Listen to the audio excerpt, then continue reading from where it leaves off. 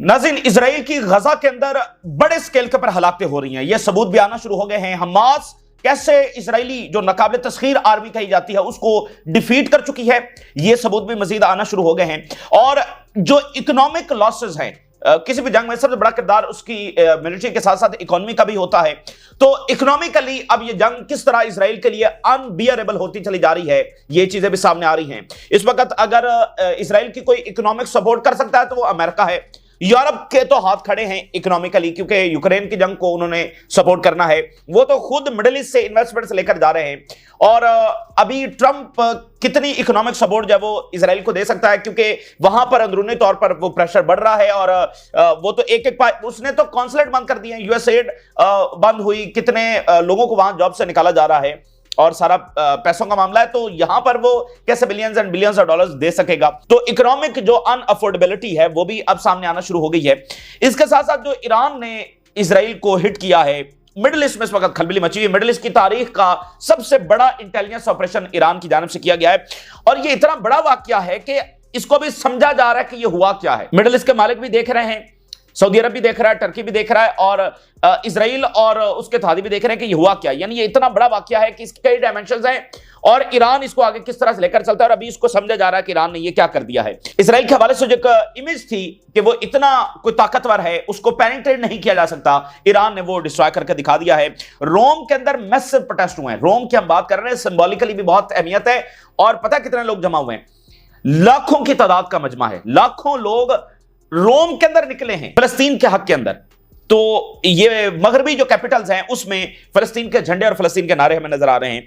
उधर नाज़रीन जो हाउस ऑफ कार्ड है वो हमें शैटर्ड होता हुआ नजर आ रहा है। एक तरफ आप देखिए रशिया और चाइना की जो लीडरशिप है, वहां पर देखिए कि वो कितनी संजीदगी के साथ, कितने फोकस तरीके से आगे बढ़ रहे हैं, दुनिया के साथ बातचीत कर रहे हैं, लाइसेंस को बढ़ा रहे हैं, इकोनॉमी की दुनिया से बात कर रहे हैं। लेकिन अमेरिका के अंदर आप देखिए कि क्या हो रहा है। एक तरफ दो ताकतवर तरीन शख्स जो है वो आपस में लड़ रहे हैं। एक तरफ अमेरिकी सदर है, दूसरी तरफ इलोन मस्क है, और एक दूसरे को डैमेज कर रहे हैं। यानी एक तरफ अमेरिकी सदर डैमेज हो रहा है, दूसरी तरफ वो बिलियनर डैमेज हो रहा है, और उसकी कंपनीज डैमेज हो रही हैं, वो भी अमेरिकन कंपनीज है। और अमेरिकन हेजेमनी में इन कंपनीज का किरदार है। तो दोनों एक दूसरे के साथ लड़ रहे हैं और दोनों ओवरऑल अमेरिकन एम्पायर को डैमेज कर रहे हैं और दोनों के किरदार मुतासर हो रहे हैं। खासकर ट्रंप का जो किरदार है वो बहुत ज्यादा मुतासर यहां पर हो रहा है।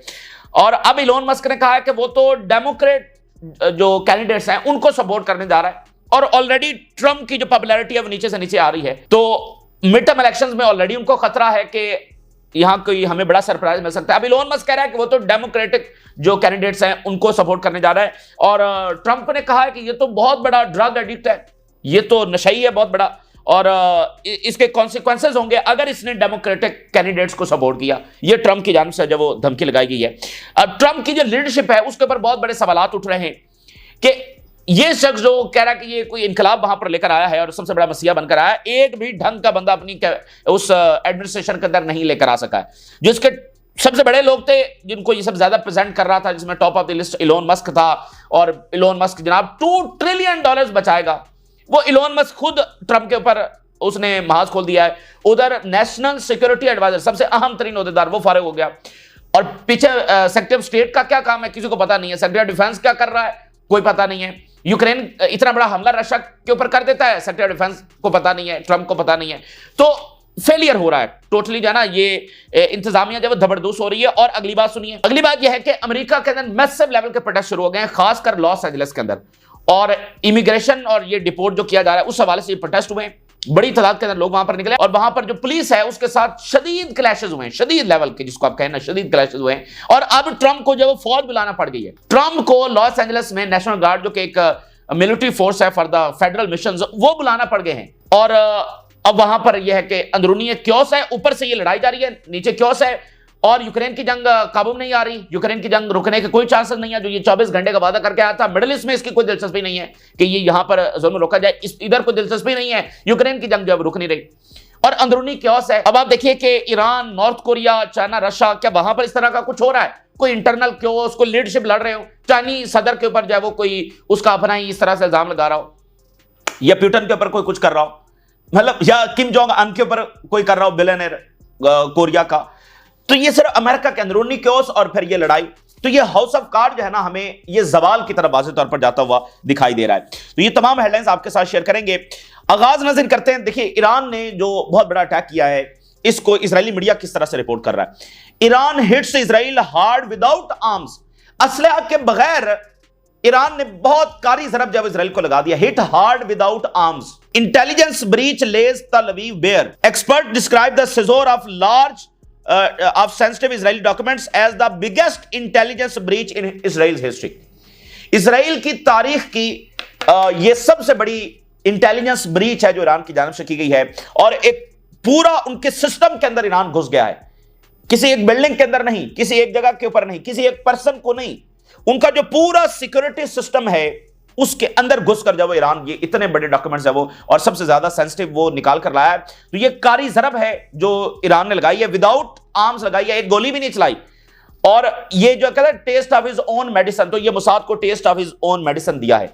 ये मुसाद अब इतराती और ह्यूमिलिएट करती है कि वो इस तरह से ऑपरेशन कर सकती है, ठीक है ना। तो इस लेवल की इंटेलिजेंस एजेंसी मिडिल ईस्ट में किसी के पास नहीं है, ईरान ने वो करके दिखा दिया है। तो ये बड़ी कारी जरब लगाई और उसकी डायमेंशंस अभी आना बाकी है। और इजराइल में खपड़ी हुई है और सख्ते में है उनकी मिलिट्री एस्टेब्लिशमेंट और उनके हाई ऑफिशियल्स के, ये उनके साथ हुआ क्या है, और मुसाद जब इस वक्त सख्ते में है। अब नाज़रीन, अगली बात यह है कि इजराइल शिकस्त खा चुका है, अस्करी तौर पर उसको शिकस्त हो चुकी है। 20 महीने हो चुके हैं, आज 612 दिन हैं और ईद उल अज़हा का तीसरा रोज है गजा के अंदर और जनूबी एशिया में, और यहां पर ईद उल अज़हा का दूसरा रोज है। और इन 612 दिनों की जहरियत के अंदर इजराइल कोई अपना डिक्लेयर्ड गोल पूरा नहीं कर सका। ना वो हमास को डिफीट कर सका है मिलिटरीली, ना वो अपने कैदियों को वापस ला सका है। सिर्फ उसने जहरियत की है, और जो उसको ये शिकस्त हुई है इसको वो सिर्फ बमबारी करके, और कभी लेबनान के ऊपर बम गिरा दिया, कभी यमन के ऊपर आकर अटैक कर दिया, इस हैबत और इस जहरियत के अंदर अपनी शिकस्त को छुपाने की कोशिश कर रहा है। लेकिन बहरहाल अब वो रियलिटी सामने आ रही है। इजराइल का top general Yitzhak Brik, very highest level का जनरल है और बहुत फेमस है, और इसका इस वक्त जो रिपोर्ट है आपके सामने रखने जा रहे हैं। यानी इससे बड़ा कोई कंक्रीट सबूत तो हमारे सामने हो नहीं सकता ना कि गजा में एक्चुअली क्या हो रहा है। इसने बताया कि गजा के अंदर एक्चुअली क्या हो रहा है, क्या इजराइल जीत चुका है, हार चुका है, आगे क्या नताइज जो है वो इजराइल के लिए निकलने जा रहे हैं। तो एक एक लफ्ज इसका सुनने वाला है। मैं 9 हेडलाइंस आपके सामने रखने जा रहा हूं। सून, बहुत जल्दी, Israel will no longer have the economic capacity to operate its war machine and the truth will be revealed to the world. देखिए, एक होता है कि मिडिल ईस्ट का कोई जो एनालिस्ट है वो रिपोर्ट कर रहा है, एक यह है कि कोई फलस्तीन का हमदर्द, कोई प्रो इस तरह से रिपोर्ट कर रहा है। अब हम इजरायली टॉप जनरल के जो रिपोर्ट है, जो हकायक है आपके सामने रख रहे हैं। वो कह रहा है कि बहुत जल्द इजराइल की जो इकोनॉमिक कैपेसिटी है इस जंग को जारी रखने के वाले से वो खत्म हो चुकी है, और बहुत जल्द ये दुनिया के ऊपर वाज़ेह हो जाएगा। और दुनिया से मुराद वेस्टर्न वर्ल्ड है जो इसको सपोर्ट कर रही है। The army that presents itself as the strongest in the Middle East, Israeli army जो अपने आप को मिडिल ईस्ट की सबसे ताकतवर तरीन आर्मी समझती है, वॉज डिफीटेड बाय हमास। मेरे अल्फाज नहीं है, इजरायली जनरल के अल्फाज है। इजरायली जो आर्मी, जो नाकाबिले तस्खीर आर्मी है, स्ट्रॉन्गेस्ट आर्मी है, वो हमास ने उसको डिफीट कर दिया है। And soon will become a laughing stock, और बहुत जल्द ये पूरी दुनिया के लिए और खासकर मिडिल ईस्ट के अंदर लाफिंग स्टॉक बनने वाली है। हंसेंगे सब इसके ऊपर। ये जो एरोगेंस और जो ताकत थी ना कि हम सबसे तगड़े हैं, हम ये और हम वो, हमने अरबों को शिकस्त दी, मिडिल ईस्ट के अंदर बैठकर हमने अरबों को शिकस्त दी, उस आर्मी को हमास ने डिफीट कर दिया, और बहुत जल्द वो लाफिंग स्टॉक बनने जा रही है। The army will soon be forced to release its reserves and give regular soldiers a break। बहुत बुरी तरीके से इजरायली आर्मी एग्जॉस्ट हो चुकी है, और अब उसको ब्रेक देना होगी इजरायली रेगुलर और रिजर्व दोनों आर्मीज को। ये एग्जॉस्ट हो चुकी हैं और पीक लेवल के ऊपर मामला पहुंच गया है। ये बात बड़ी इंपॉर्टेंट है। Hardly a day goes by since the start of the operation, ये जो अभी रिसेंट ऑपरेशन ट्रंप के बाद शुरू हुआ है, विदाउट सोल्जर्स बीइंग किल्ड और वुंडेड इन गाजा। कोई ऐसा दिन नहीं है कि इजरायली फौजी गजा के अंदर ना मारे जा रहे हों। तो हमने हमेशा से बात आपके सामने रखी है कि इजराइल अपनी शिकस्त को और उसके जो फौजी मारे जा रहे हैं उसको छुपाता है, नंबर हमेशा ही छुपाता है। आज उसका जनरल कह रहा है कि कोई ऐसा दिन नहीं है कि इजरायली फौजी वहां पर ना मारे जा रहे हैं। हर दिन इजरायली फौज की कैजुअलिटीज हो रही हैं, और हमारे सामने तो रोजाना ये नंबर्स नहीं आ रहे हैं। Political and military leaders lied to the people when they said Hamas would submit within days and its rule would end। बड़ी इंपॉर्टेंट बात है कि इजरायली लीडरशिप ने अपने सेटलर्स को और वेस्टर्न वर्ल्ड को यह कन्वे किया कि ये चंद दिनों की बात है, हम यूं गए और यूं वापस आए और हमास को हम डिफीट करने जा रहे हैं। यही बात इन्होंने कन्वे की, और वो आगे से बढ़ता बढ़ता बढ़ता जो है वो आज 20 महीने हो चुके हैं, हमास डिफीट नहीं हुई। बुनियादी तौर पर इन्होंने कहा था कि ये चंद दिनों की बात है, और इस वक्त भी जब वेस्ट से स्टांस बदला है तो अभी ये वेस्ट को यही कन्वे कर रहे हैं कि अब तो बहुत थोड़े से दिन रह गए हैं, अब तो हमास को हमने बहुत कमजोर कर दिया है, अब तो बस थोड़े से दिन हमें और दीजिए और हमास को हम डिफीट कर देंगे। तो यही मंत्रा है जो वो बार बार पढ़ा रहे हैं, और इजरायली जनरल कह रहा है ऐसा कुछ भी नहीं है। The lies of the Israeli army and political leaders continue and the army is faltering in the Gaza strip. Faltering से मुराद यह है कि लूजिंग स्ट्रेंथ। आर्मी जो है वो गजा के अंदर हार रही है, लूजिंग स्ट्रेंथ कर रही है, और इधर जो पॉलिटिकल और मिलिट्री लीडरशिप है वो झूठ बोलती चल जा रही है कि हमने ये अचीव कर लिया। देखिए सादा सी बात है, अगर इजराइल जीत चुका होता तो इजराइल क्लेम कर चुका होता और हमास के हमले ना हो रहे होते, ठीक है ना। तो इजराइल अभी तक हमने डिक्लेयर गोल्स पूरे नहीं कर सका, हमास मौजूद है, इससे हमास का सर्वाइवल ही शिकस्त है। ये जंग एक डिफरेंट नौयत की जंग है, इसमें दो रियासतें नहीं लड़ रही हैं, एक गोरिल्ला फोर्स लड़ रही है। तो जब भी इस तरह की लड़ाई होती है तो जो छोटी ताकत होती है उसका सर्वाइवल ही उसकी फतह होती है। What matters to Israel's leader is personal and political survival and they are leading the people toward mass suicide. ये इजराइल जनरल अल्फाज इस्तेमाल कर रहा है। ये जो जंग जारी है इसके पीछे सिर्फ पॉलिटिकल मोटिव्स है, और ये पूरे इजरायली सेटलर्स को तबाही की तरफ धकेल रहा है। ये लाइन भी बड़ी इंपॉर्टेंट है। The Israeli army is barely able to target Hamas. बहुत मुश्किल होता है, बहुत कम होता है कि ये हमास को डायरेक्टली कहीं पर जाकर टारगेट करें। And is primarily bombing Palestinian civilians. और ये सिर्फ और सिर्फ पैलेस्टीनियन जो सिविलियंस है उनको बॉम्ब कर रहे हैं। इजराइल जनरल कह रहा है कि हमास तो टारगेट हो ही नहीं रही, बहुत कम शायद। तो असल जो इनकी बॉम्बिंग हो रही है वो सिर्फ सिविलियंस के ऊपर हो रही है। The Israeli army is fighting in border areas in Gaza and their force is intensifying raids to force civilians to leave. Very important. Israeli army जो अंदर दाखिल हुई है वो आगे नहीं बढ़ पा रही, बल्कि बॉर्डर एरियाज के अंदर ज्यादातर मौजूद है और वहीं पर क्लैशेस हो रहे हैं, और ऊपर से ये बमबारी कर रहे हैं। यानी एयरफोर्स है जो ऊपर से बमबारी हर जगह पर कर रही है, लेकिन जमीनी फौज अभी भी आगे तमाम जगहों के ऊपर ऑपरेट नहीं कर पा रही है, और वो बमबारी करके अपनी शिकस्त को छुपा रहे हैं। Israel's deterrence force has suffered significant damage which will prompt our enemies near the border to prepare for war against us। हमारी जो डेटरेंस है कि हम ये कर सकते हैं और वो कर सकते हैं, वो हमारी डेटरेंस, हमारा खौफ, हमारी हैबत, वो सब डिस्ट्रॉय हो चुकी है।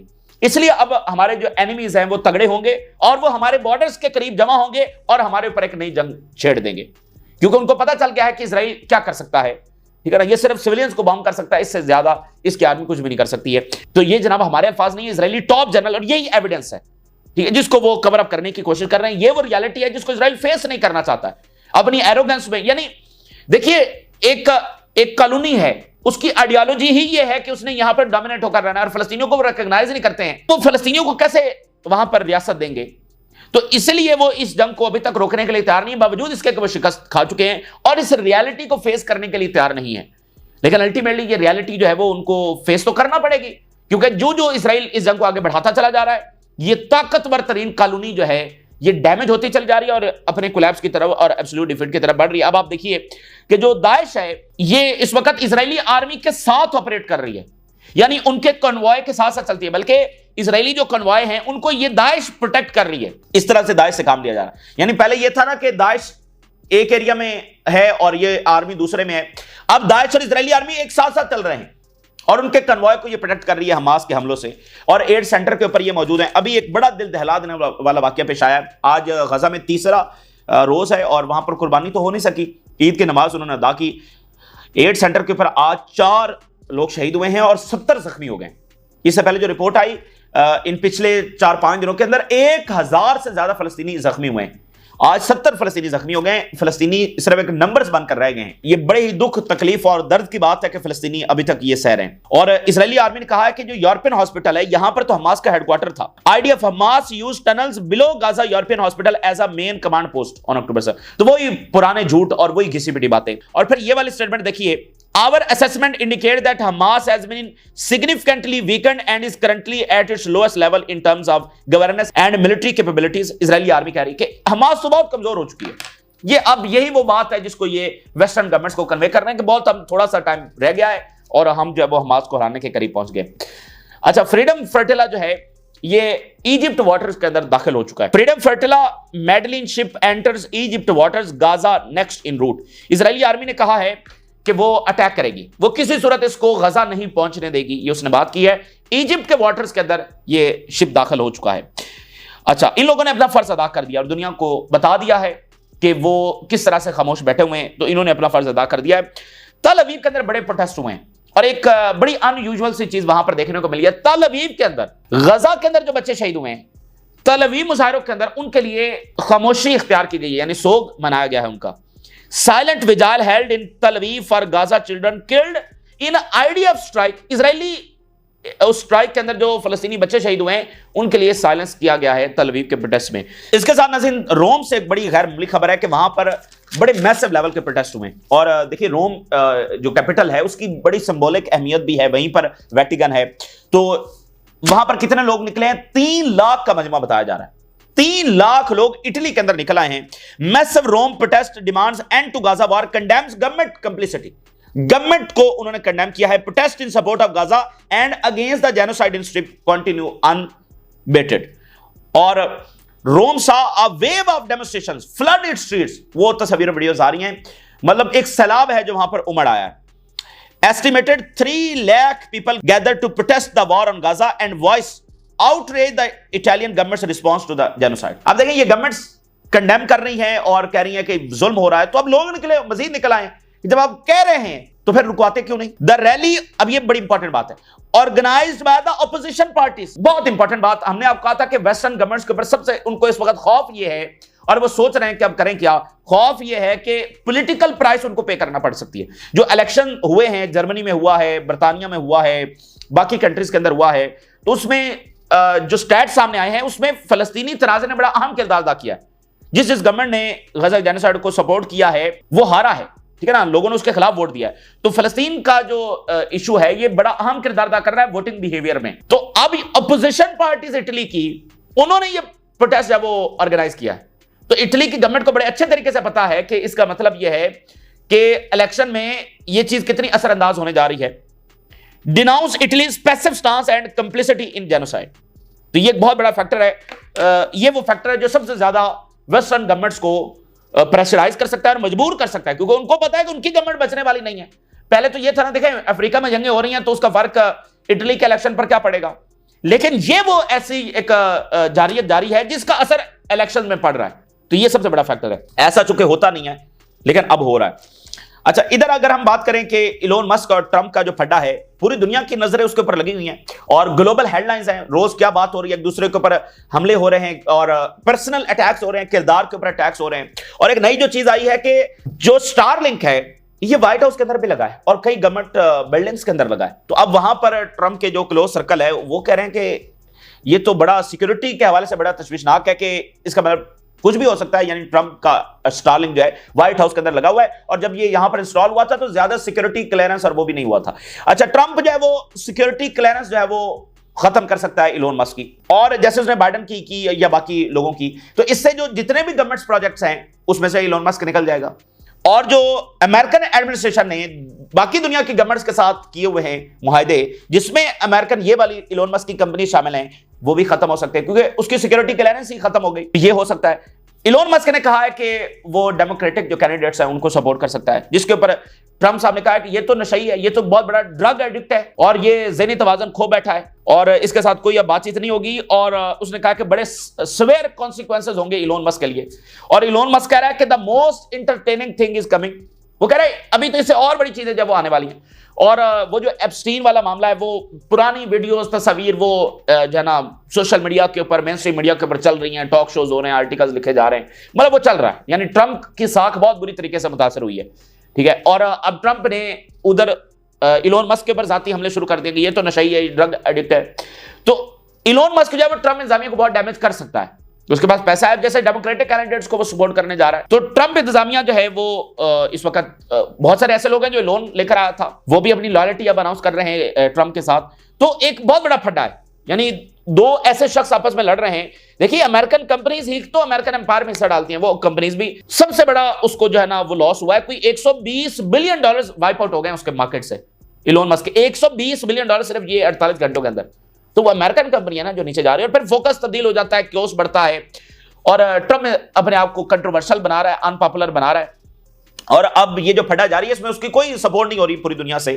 यानी चूंकि लोग उसको देख रहे हैं कि इसने जंगबंदी का वादा किया था लेकिन गजा में ये क्या कर रहा है, तो लोग कह रहे हैं कि ठीक है ना, मतलब कोई उसकी उस तरह से पॉपुलैरिटी या सपोर्ट नहीं है जब इसने सीज फायर करवाया था। और इसके साथ वहां पर इतने बड़े प्रोटेस्ट शुरू हो गए हैं कि वहां पर फौज बुलाना पड़ गई है। Trump threatens Musk with serious consequences if he backs Democratic candidates. Trump deploys National Guard to Los Angeles amid immigration raid protest. Los Angeles protest Paramount downtown centre of car fires smoke bombs explosions, ये सारा वहां पर हुआ है। धमाके भी इस तरह के सुने गए हैं, कार को आग लगाई गई, बड़े सख्त क्लैशेस वहां पर हुए हैं। अब ये नेशनल गार्ड जो है ये अब मिलिट्री फोर्स है अमेरिका की जो फेडरल मिशन के लिए इस्तेमाल की जाती है। ठीक है, तो ये फेडरल मिशन है कि डीसी से ऑर्डर आया, यानी वाशिंगटन डीसी से, और कैलिफोर्निया के अंदर लॉस एंजलिस के अंदर ये डिप्लॉय होने जा रहे हैं 2000 ह्यूज नंबर्स। और इसके बाद क्योंकि पुलिस तो ऑलरेडी है ना, तो ये मिलिट्री फोर्स वहां पर डिप्लॉय की जा रही है। तो इधर से ट्रंप भी पीछे नहीं हटेगा, उधर से इमिग्रेंट्स के हवाले से ये प्रोटेस्ट शुरू हो गए हैं, तो ये क्योस भी अलग से और ऊपर लड़ाई अलग से जारी है। और यूक्रेन का मामला हाथ में नहीं आ रहा है। अब ट्रंप ने ये कहा है कि ये जो यूक्रेन के अंदर ये जंग एस्केलेट होगी इसके जिम्मेदार ज़ेलेंस्की है। ये जो इसने हमला किया था ये उसकी वजह से हो रहा है और ये इसका जिम्मेदार है।